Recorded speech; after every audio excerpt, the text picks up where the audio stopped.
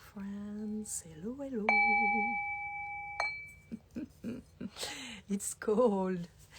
I'm gonna do this video in French. I did some days ago in English. It's the same topic, so for the English speaking people, you can check the previous video.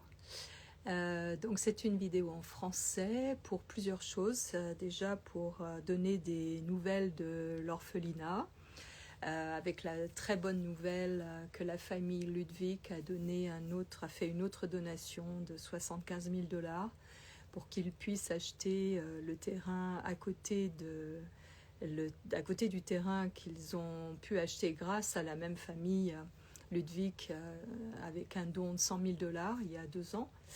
Et donc ils vont pouvoir construire leur orphelinat. Il y a une association allemande qui finance la construction. Donc c'est une collaboration entre une famille ici aux États-Unis, philanthrope, et une association aussi allemande. Donc c'est vraiment une super nouvelle parce que maintenant ils n'auront plus de loyer à payer, parce que c'était vraiment quelque chose de très lourd pour eux depuis des années. Et donc voilà, donc ça c'est la bonne nouvelle par rapport à l'orphelinat.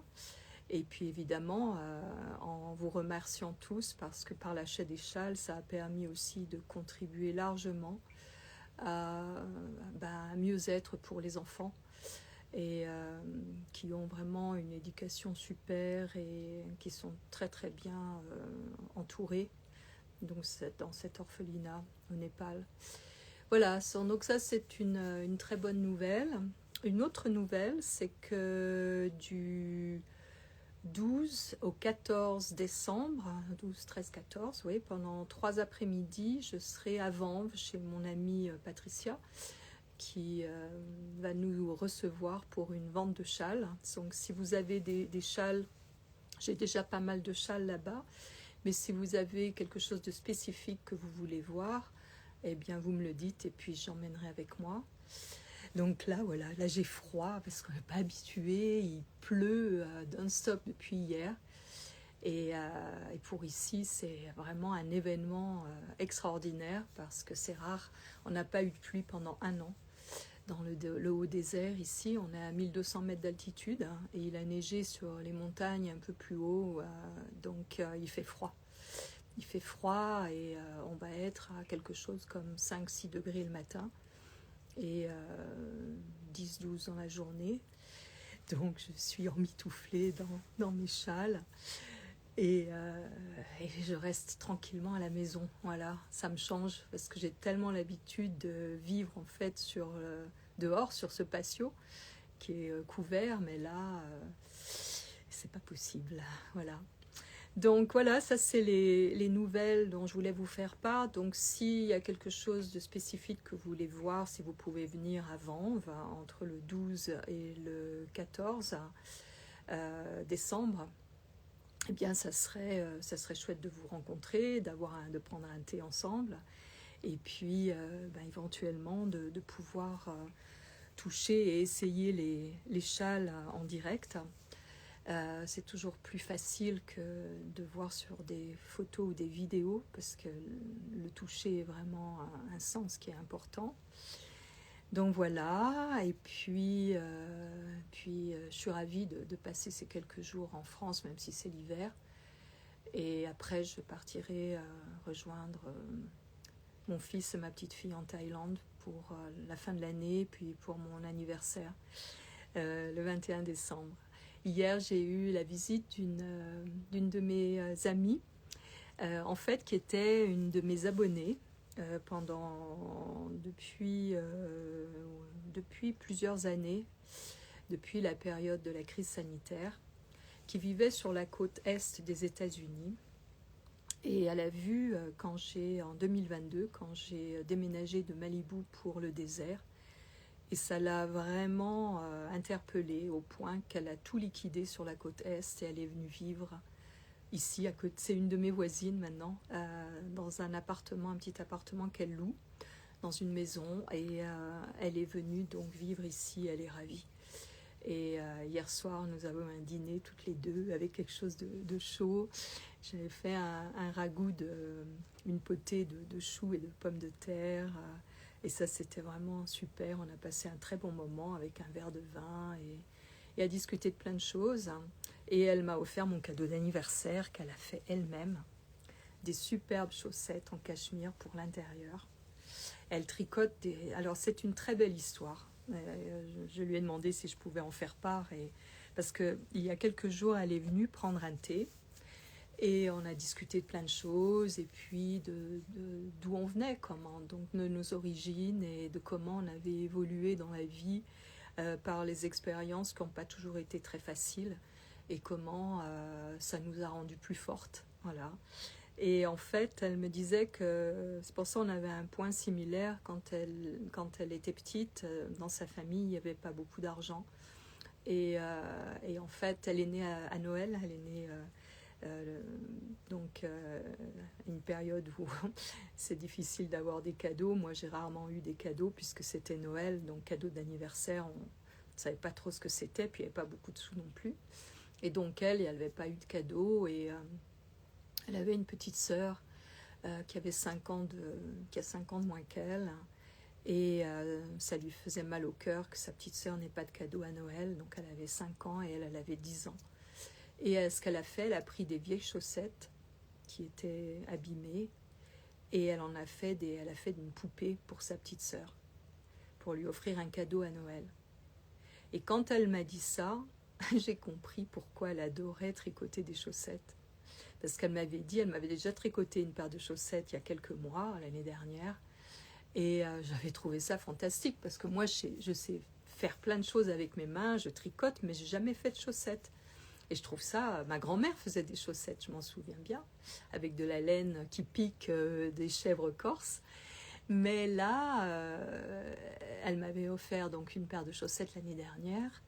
Et en fait... elle savait que ça me plaisait et donc elle m'a donc tricoté cette autre paire de chaussettes. Et quand elle me raconte son histoire de son enfance, je lui ai dit « Ah, bah tu vois, c'est pour ça que tu aimes tricoter des chaussettes. » Parce que quelque part, c'est une forme de cadeau, de réparation et elle me dit « Oh, j'avais jamais pensé à ça. » Et en fait, elle m'a dit que ça l'a fait réfléchir, mais vraiment interpellé très fort.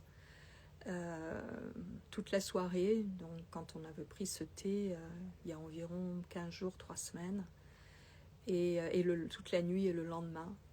Et elle s'est rendue compte, en fait, effectivement, que la chose qui nous avait vraiment touchée et blessée quelque part, en fait, souvent, on pouvait apporter réparation par cette chose-là. Et je lui ai dit, j'avais expliqué que c'est ce qui s'est passé pour moi avec cette chose de faire des tentures au plafond et où j'ai réalisé un soir de Noël où j'étais seule à Paris. J'en ai déjà parlé de cette expérience et où en fait j'étais de passage à Paris et mes enfants étaient avec leur père et j'ai failli m'étouffer avec une pastille Vailda. Et j'ai compris qu'en fait, je revivais quelque part ma naissance où je suis née par le siège et je ne pouvais pas respirer.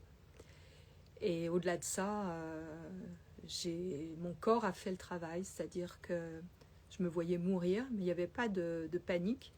Mais à un moment donné, mes bras m'ont encerclé mon thorax et mon corps s'est penché en avant, très très fort. Et en fait, j'ai craché cette pastille Vailda qui était dans mon poumon. Et j'étais vraiment mes jambes me tenaient plus. Je suis partie au salon où j'avais fait une grande tente blanche, pareil que ici avec mon petit canopy, ma petite tenture au-dessus de mon lit.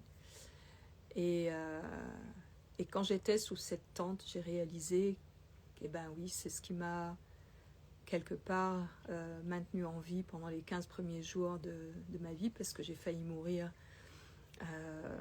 à 3 jours. On m'a baptisée à la clinique parce qu'ils pensaient que j'allais mourir et ils m'ont mise sous une tente, ce qu'on appelait la tente à oxygène. Et j'ai réalisé que c'est ce qui, en fait, avait stimulé ma créativité, parce que j'en ai fait tout le temps. J'ai toujours fait ces tentures dans ma décoration d'intérieur. Et en fait, voilà. Donc, comment est-ce qu'on peut être créatif avec quelque chose qui a été très fort, une expérience très forte dans notre vie, dans une période... ça peut être une période de notre petite enfance, mais ça peut être aussi une période d'une autre ligne de temps, où il y a quelque chose qui peut être comme intriqué et transpirer dans la ligne de temps actuelle, mais qui vient aussi d'une autre ligne de temps. Donc c'est assez fantastique, quoi. Donc voilà, je voulais partager cette petite histoire de chaussettes avec vous, parce que peut-être que ça va rentrer en résonance avec certaines de vos activités ou de vos désirs ou de ce que vous aimez faire, de vos passe-temps, tout ça, ou de ce que vous faites dans votre créativité. Peut-être que ça vient d'un manque ou de quelque chose de beau que vous vouliez offrir au monde. Et voilà, et c'est merveilleux. Voilà, on est vraiment des êtres créateurs à l'image du divin, et c'est quelque chose de formidable. Donc voilà, je voulais partager ça avec vous. Et puis hier, elle m'a dit, j'ai fait donc la vidéo en anglais sur ce sujet. Je n'ai pas parlé des chaussettes. Je ferai une anglais où je parlerai de cette histoire de chaussettes. Mais où elle m'a dit qu'en fait, ce que j'ai dit dans cette vidéo en anglais lui a fait prendre conscience, mais vraiment fortement et très profondément, qu'elle aussi, elle n'a pas de douleur dans son corps. Et elle me dit, parce que je prends ça comme acquis, mais en fait, j'oublie quelquefois de rendre grâce, d'être aussi bien dans mon corps et de ne pas avoir de douleur dans mon corps, parce que je disais dans cette vidéo que je rendais grâce à chaque instant de ne pas avoir de douleur dans mon corps, et d'être quelque part dans un état d'esprit qui va contre le courant, qui est des systèmes de croyances que quand on vieillit, on a des douleurs partout. Et en fait, non. Donc, je témoignais de ça, et elle me dit « Oh là là, merci d'avoir mentionné ça. Ça m'a vraiment interpellée dans le fait que j'oublie de rendre grâce, de reconnaître ça et de rendre grâce à mon corps de ne pas avoir de douleur. » Donc voilà, donc c'est important d'être... pour ça, c'est la présence. C'est la présence qui permet de se rendre compte, de réaliser, ah ben oui, il y a ça qui est bien dans ma vie, il y a ça qui est bien, il y a ça qui est bien. Parce que on pourrait éventuellement avoir tendance à voir tout ce qui est négatif si on n'a pas cette élévation, si on ne fait pas cette prise de distance avec les choses, et si on ne relativise pas. Ça, c'est un problème qui arrive pour les gens qui, par exemple, regardent la télé. Moi, je n'ai pas de télé depuis plus de 45 ans, parce que j'ai compris tout de suite, j'ai senti dans mon corps que ça faisait descendre mon énergie, et donc je n'ai pas de télévision. Et j'ai un ordinateur, oui, je suis sur les réseaux, oui, mais je trouve que c'est un outil merveilleux, justement, pour explorer les choses complètement différentes de ce qui est donné dans les réseaux sociaux, dans les réseaux sociaux aussi, de ce qui est offert à lire ou à voir dans les réseaux sociaux, pour pouvoir sentir ce qui résonne juste ou pas, mais aussi surtout les mainstream médias. Tout ce qui est les journaux télévisés, les chaînes télé, tout ça, c'est vraiment à proscrire, parce que c'est vraiment un endoctrinement, une indoctrination, je ne sais plus comment on dit en français. C'est vraiment de la propagande, et ça conditionne les gens, et les gens ne se rendent même pas compte qu'ils sont devant cet écran de télévision. En anglais, ça veut dire qui dit une vision, et qui endoctrine les gens dans cette vision et du monde, mais qui n'est pas la réalité. C'est pour ça que j'encourage les gens à s'instruire par eux-mêmes avec... et à comparer aussi, parce que j'écoutais hier deux émissions sur YouTube françaises, de géopolitique, et par des gens différents, avec des vues différentes. Et c'était intéressant de voir comment un était à l'opposé de l'autre et de voir qu'est-ce qui résonnait juste en moi. Donc pour ça, ce qui est l'intelligence, c'est de pouvoir faire des liens. De pouvoir faire des liens en ayant déjà une curiosité des événements de l'histoire et comment ils s'enchaînent et comment ils se répètent. Et pourquoi ça a été comme ça ou comme ça, et de ne pas oublier ça et de pouvoir faire les liens. Parce que ça, c'est vraiment le propre de l'intelligence, c'est de faire des liens.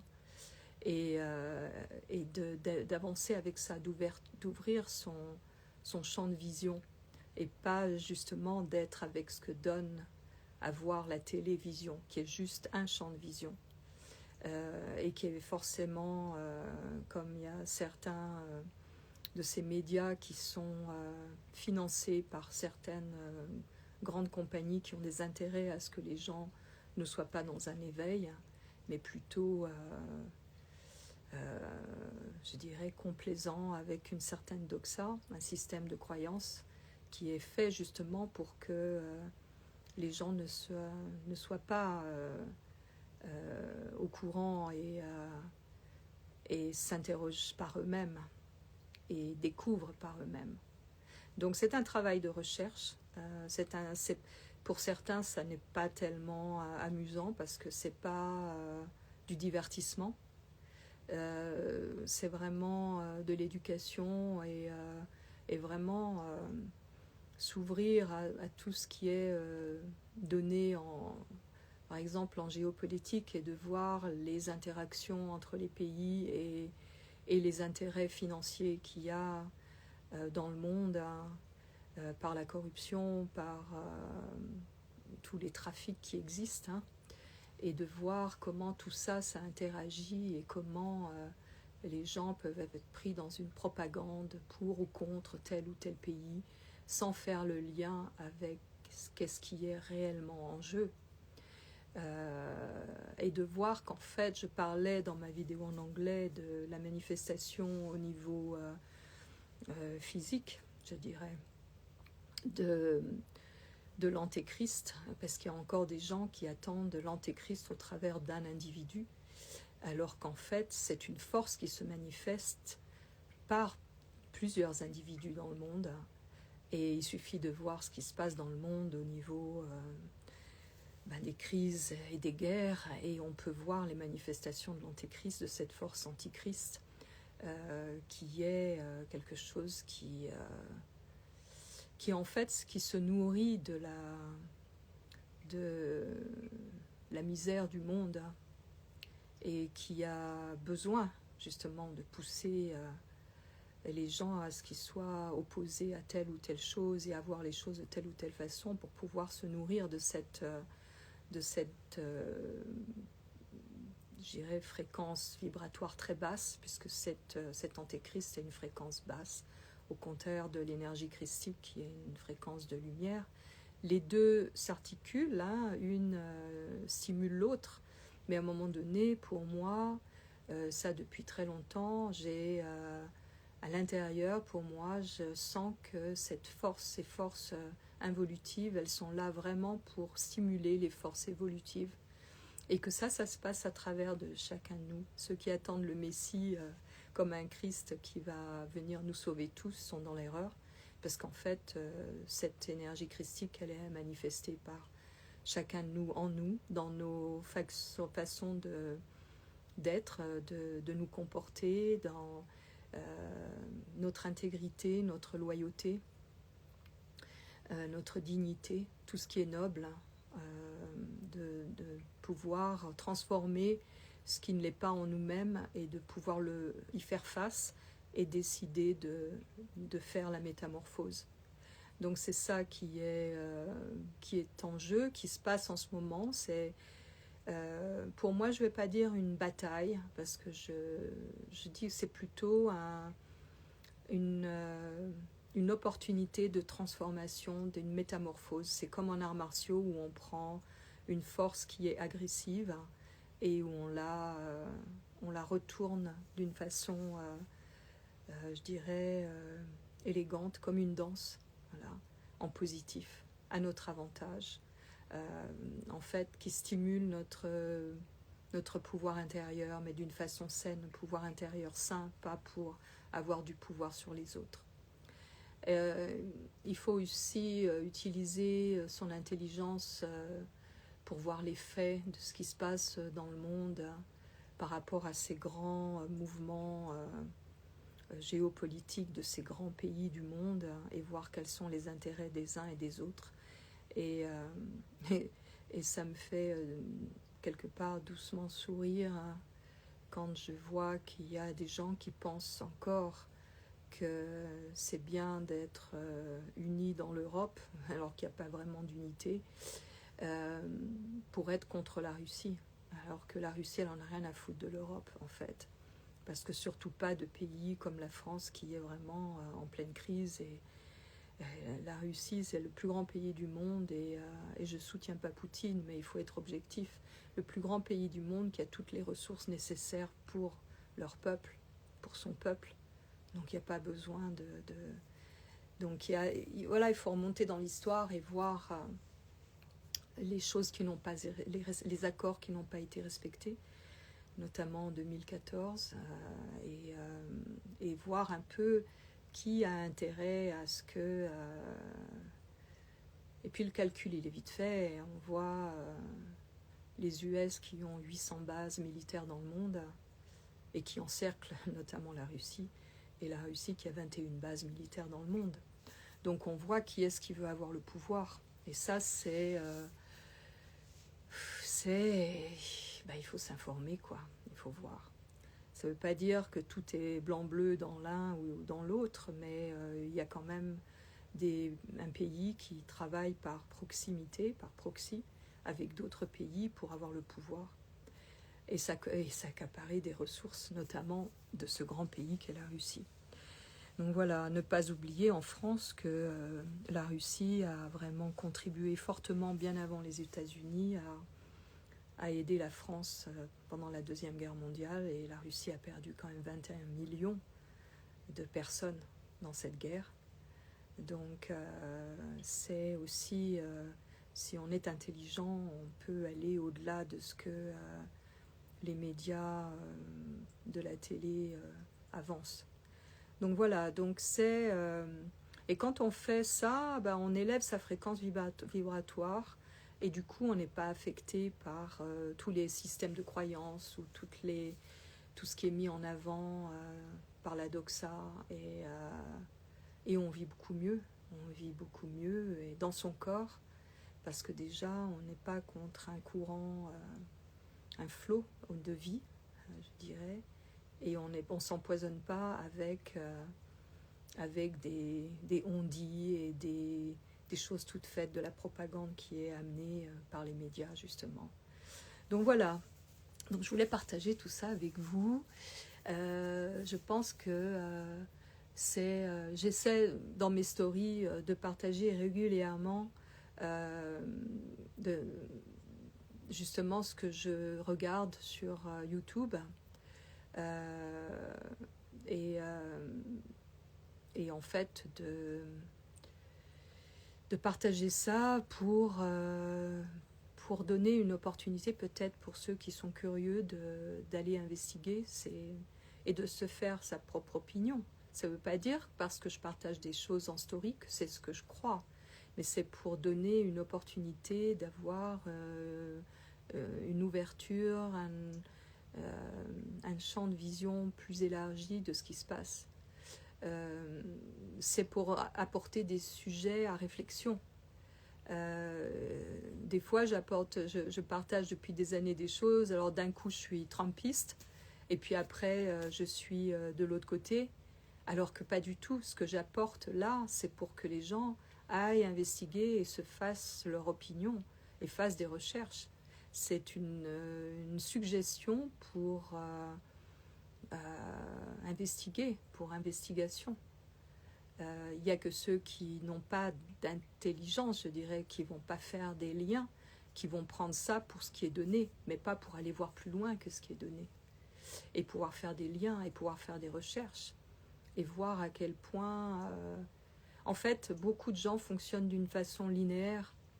et pas d'une façon stellaire, je dirais, où ils prennent, où on peut prendre. Moi, je suis un peu peut-être trop stellaire, je vais d'un truc à un autre, à un autre, à un autre. Il y a des gens, des fois, qui ont du mal à me suivre parce qu'ils ne comprennent pas le lien que je fais entre les différentes choses. Et pour eux, c'est difficile de me suivre. Ils se disent, mais de quoi elle parle?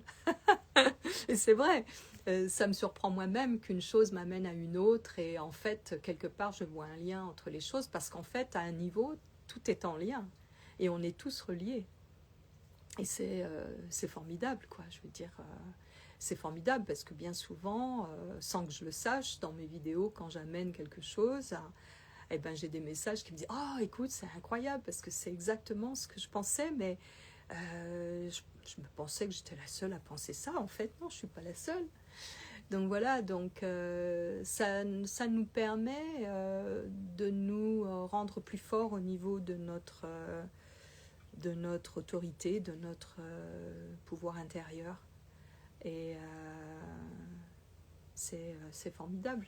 C'est pour ça que les outils qu'on a créés au niveau de l'inconscient collectif, qui sont cette technologie, quand on la prend à notre avantage, eh bien, on fait des belles choses. Comme justement, je retourne à mon sujet du début pour l'orphelinat. Parce que si je n'avais pas eu d'exposition sur les réseaux, il ne serait jamais passé ça pour l'orphelinat. Et c'est pas moi en tant qu'ego. C'est le lien qu'il y a entre, ben voilà, je parle d'une chose, je propose une chose, je témoigne d'une chose, et puis quelqu'un le voit et me dit, oh mais moi je peux peut-être faire quelque chose pour l'orphelinat. Et Sonia, qui est une autre Sonia, qui n'est pas celle des chaussettes, mais une autre, qui est de la famille Ludwig, eh bien c'est elle qui a permis à l'orphelinat d'avoir ses dons. Et c'est ça, c'est merveilleux. Comment est-ce qu'on utilise la technologie? Comment, au service de quoi on est? Quelle est la fréquence que l'on veut, que l'on nourrit, sur laquelle on résonne? Qu'est-ce qu'on veut apporter au monde? Comment on veut mettre notre divinité au service de quoi? Est-ce que c'est pour apporter du bien?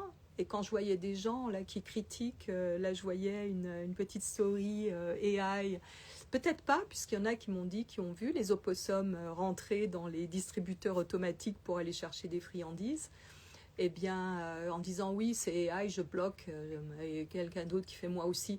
Mais non, moi j'aime ce qui est vrai, mais en même temps je trouve que si on fait des vidéos AI et que ça apporte des sourires et que les gens, ça les uplift, je dirais, ça les met en joie, ben pourquoi pas? C'est à nous d'être intelligents, de savoir reconnaître ce qui est AI ou pas, mais souvent c'est vraiment proche de la réalité, puisque dans cette petite vidéo, eh bien, effectivement, il y avait des gens qui ont dit « Mais moi, je les ai vus, les opossums, aller dans les distributeurs automatiques. » Donc voilà, et c'est ça, comment est-ce que l'on prend les choses? Comment est-ce que l'on... Est-ce qu'on est dans le jugement ou une capacité de voir le merveilleux dans les petites choses du quotidien? Et en fait, beaucoup de gens ne voient pas le merveilleux. Moi, je regarde là les gouttes de pluie qui tombent, et c'est merveilleux, c'est des petites boules de lumière. Parce que pour moi, l'eau, c'est de la lumière en eau, quoi. Et il y a du brouillard, pareil, on n'a jamais du brouillard, c'est merveilleux. Et je regarde ça par ma fenêtre, et je dis, waouh, j'ai la chance de pouvoir voir ça, quoi.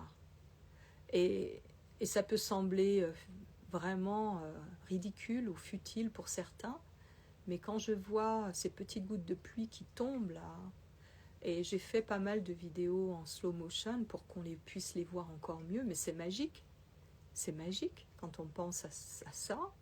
Et quand on a cette capacité à voir le merveilleux, eh bien on ne peut pas être dans un jugement négatif de choses qui apportent de la joie. C'est pas possible. Donc voilà, donc je voulais partager ça, vous inviter peut-être à être beaucoup plus dans un discernement, et même dans les choses qui sont proposées par AI, de voir, là j'ai vu ces vidéos que je poste parfois de petites scènes qui sont complètement faites par AI, mais avec tellement de belles couleurs et de beaux vêtements et des idées complètement, en fait, très daliesques, je dirais, complètement surréalistes. Mais c'est tellement bien fait. Et moi, je trouve ça formidable. Tant qu'on se sert de l'AI pour amener de la beauté et des choses qui font du bien aux gens, mais pourquoi pas? Euh, c'est un outil à utiliser pour ce qui est et à ne pas être dépendant de cet outil, mais pourquoi ne pas apprécier la beauté qui est faite aussi avec ça, qui amène dans un domaine du rêve, qui stimule l'imagination. Je vois, on a vu avec mon amie Gaïa ces vidéos AI, et elle me dit oh, on va faire une vidéo pour Halloween. Et donc du coup on a mis en scène, peut-être certains d'entre vous l'ont vu, c'est posté sur ma page il y a quelques semaines, et on a fait une petite mise en scène et on s'est amusé à bon bah c'est pas AI, c'est vrai. Alors, il n'y a pas de retouche, il n'y a pas d'effets spéciaux, mais on a fait notre petite histoire parce qu'on a été inspiré par certaines choses qu'on a vues sur AI. Bon, moi j'ai pas trop besoin de ça parce que mon inspiration, mon imagination, elle est hyper productive. Mais en même temps, c'était super de créer cette petite scène à toutes les deux où au lieu d'être des horreurs d'Halloween, on est des magiciennes de lumière, blanches, botanistes, et on crée des potions. Et bon, on ne le voit pas trop parce qu'on était en panne de bouteilles et de petits flacons pour faire nos potions, mais en fait, c'est quelque chose qui n'est pas dans quelque chose de noir et de négatif, mais où j'ai mis en scène mes châles avec nos tenues de petites magiciennes, et voilà. Et en fait, c'est ça. Qu'est-ce qu'on fait de cette technologie? Qu'est-ce qu'on fait de cet outil qui nous est donné? Avec un téléphone, on peut faire tellement de choses. On peut partager tellement de choses. Et ben voilà. Et c'est le merveilleux qu'on peut vivre au quotidien. Et comme ceux qui critiquent et qui disent ah oui, photographie tout ce que tu manges. Mais il faut savoir que oui, je photographie ce que je mange et des fois j'explique ce qu'il y a dans mes repas. Mais combien de personnes m'ont dit merci parce que maintenant je mange comme tu manges et j'ai perdu du poids et je me sens beaucoup mieux. Et voilà. Donc ça fait partie d'une forme d'éducation, pas en voulant éduquer, mais juste en partageant ce qui me plaît, ce qui me fait du bien. Et ça résonne quelque part pour certaines personnes. Il y a une personne ici aux États-Unis, au début de la crise sanitaire, qui a commencé à faire exactement tout ce que je faisais à manger, vraiment inspirée par ça, qui a perdu plus de 60 livres, ce qui fait 30 kilos, et qui est venue vers moi presque un an après en me disant « Grâce à toi, j'ai perdu 30 kilos ». Et moi, je tombe des nues et je suis « Quoi ?» Elle me dit « Oui, voilà ce qui s'est passé. Ça a fait un déclic en moi. Et maintenant, je fais du yoga et je fais une formation de yoga et j'aimerais me récompenser avec un de tes châles. » Et ça m'a bouleversée et je suis toujours émue. Et elle me dit quelle couleur tu es. C'était vraiment pour elle une somme importante, mais elle me dit je mérite ça. Et elle me dit quelle couleur tu penses. Elle me donnait le choix de la couleur pour elle, sans que je la voie, sans que je sache comment elle était. Et ce qui m'est venu par empathie et télépathie, c'était un vert lumineux comme les pousses du printemps de renaissance. Et je lui dis, voilà, c'est Lime qui vient. Elle me dit, d'accord. Et elle a reçu son châle et elle me dit, mais c'est merveilleux. Et là, c'est ce qui m'a bouleversée. Elle me dit, maintenant, je l'emmène partout avec moi. Et j'ai un petit bout d'Yadzimine avec moi, partout avec moi.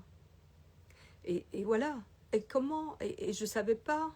Et beaucoup d'autres qui ont été touchés et qui ont fait des changements dans leur vie, comme Sonia, qui a tout quitté, qui a vendu sa maison sur la côte Est et qui est venue s'installer parce qu'elle a vu mon changement ici et ça l'a vraiment émue et bouleversée et interpellée et elle a changé sa vie et elle a 62 ans. Donc voilà, on est tous d'utilité publique.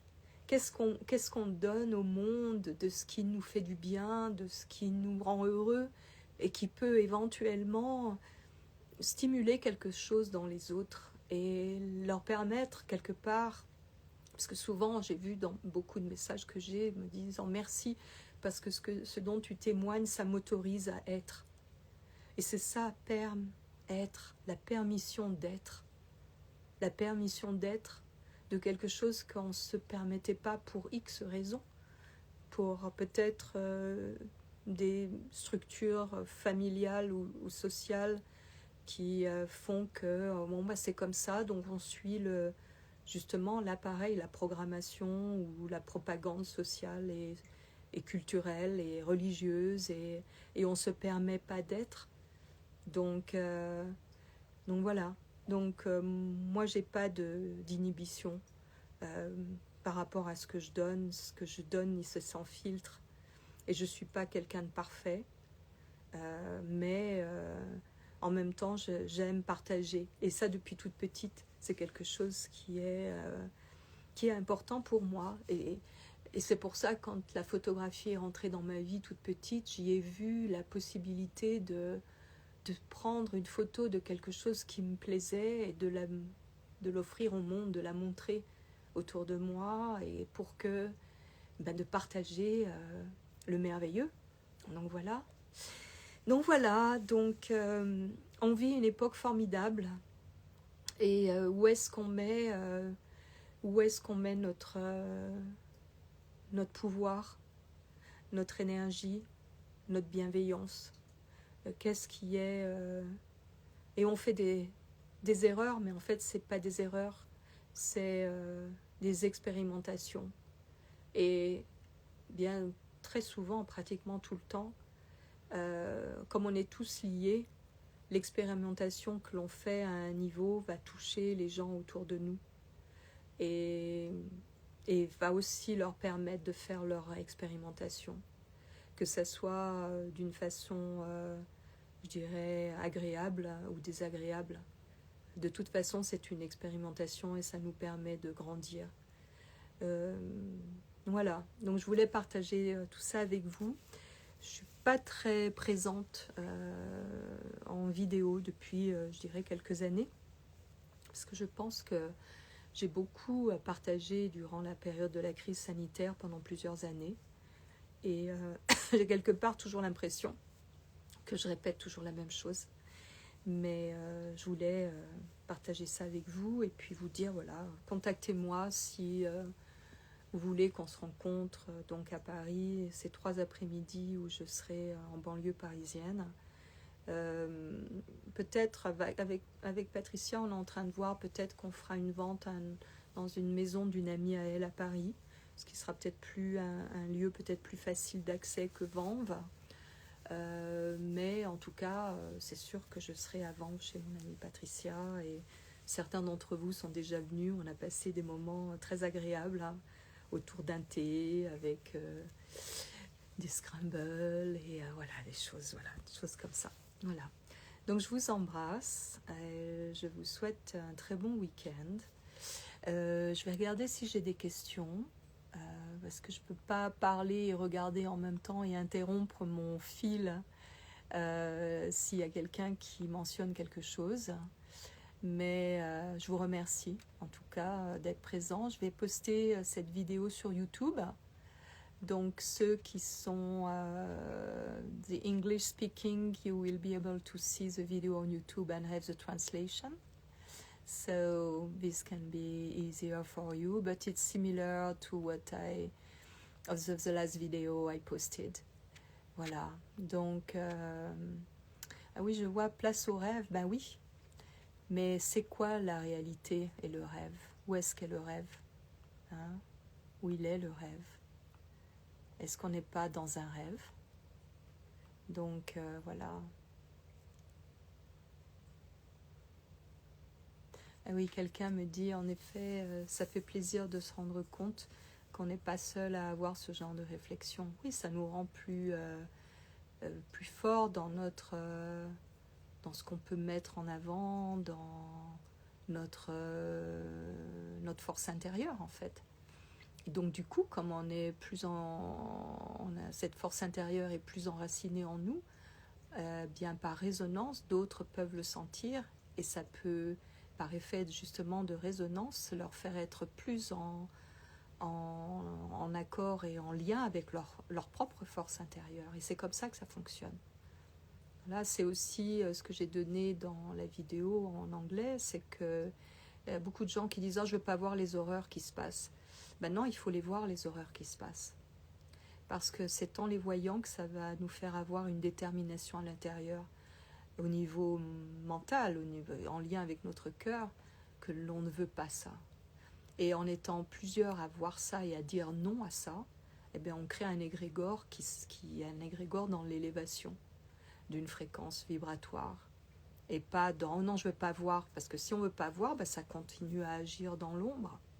Alors que si on veut le voir, on y met de la lumière, notre lumière, et ça permet à cette chose, comme avec ce que je disais par rapport en arts martiaux, de faire la métamorphose, de transformer cette ombre en lumière en chacun de nous. Et c'est en ça que le Christ, le Messie qui vient, eh bien, il vient en chacun de nous. Cette lumière, c'est cette lumière christique. Et je ne parle pas de religion, je parle de cette lumière et qui est à manifester à chacun de nous dans nos actions du quotidien, par notre présence à nous-mêmes et donc par cette présence, avoir cette fréquence vibratoire qui s'élève par ce que l'on regarde, par ce que l'on écoute, par notre façon de nous nourrir, par notre environnement, de quoi est-ce qu'on s'entoure, nos relations évidemment, et par tout cela on élève notre fréquence.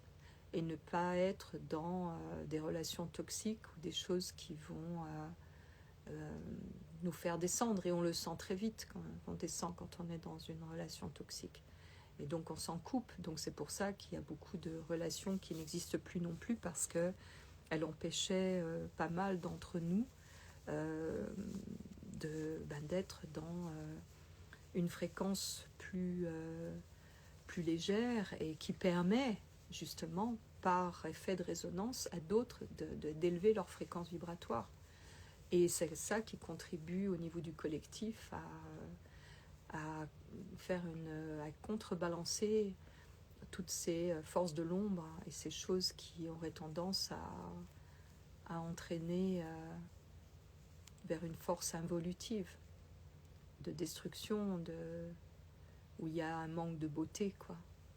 Et à voir aussi, j'en parlais dans la vidéo, que en fait, tout ce qui se passe au niveau des guerres, c'est des sacrifices humains, des sacrifices de sang qui ont toujours eu lieu depuis des millénaires et qui se manifestent dans notre époque, cet antichrist qui se manifeste par ces sacrifices humains qui est vraiment une des choses les plus importantes qui existent dans notre monde.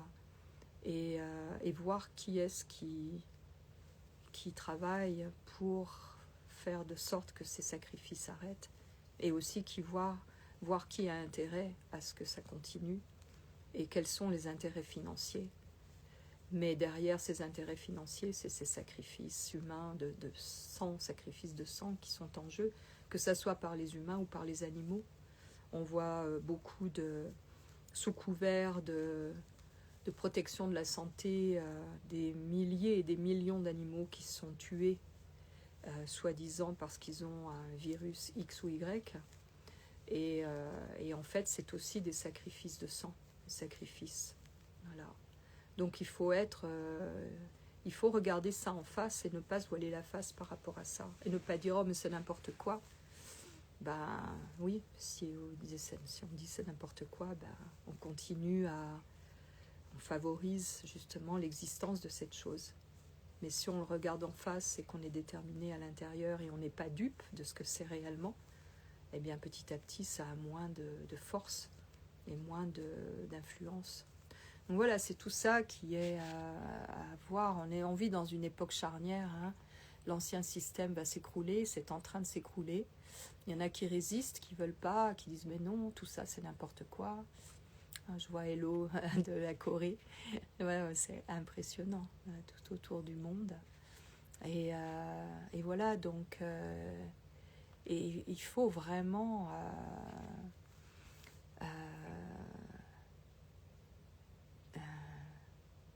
Je vois quelqu'un qui met... il ne manque qu'une seule chose à la Russie, c'est une zone portuaire avec des eaux libres. Bah oui, toute l'année, le moteur de leur expansion. Bah oui, tout à fait. Oui. Bah, il suffit de voir combien il y a de bases américaines qui entourent la Russie. Et on comprend tout de suite qu'est-ce qui se passe, quoi. Donc voilà les amis. Plein de bonnes choses à vous tous. Un très bon week-end. Et prenez soin de vous, en fait. Faites des choses qui vous plaisent, des choses qui vous mettent en joie. Ça peut être des petites choses, comme je vois Sonia qui tricote des chaussettes. Et ça vraiment, ça lui plaît. Et plein de petites choses. En ce moment, j'investigue mes tuning forks. J'ai des diapasons. Donc, je suis avec ça, voilà. Il fait pas beau, je peux pas être dehors, donc je suis à l'intérieur. Puis je regarde des films. Je me fais des soupes chaudes, des ragoûts, des choses qui nourrissent mon âme, avec ce que je peux faire, qui nourrissent mon corps et mon âme, en fait, du beau et du bon. Et voilà, des choses simples, hein. Et voilà. Bon, je vous embrasse tous. On commence à faire, pas nuit, mais ça décline. Et puis, à bientôt.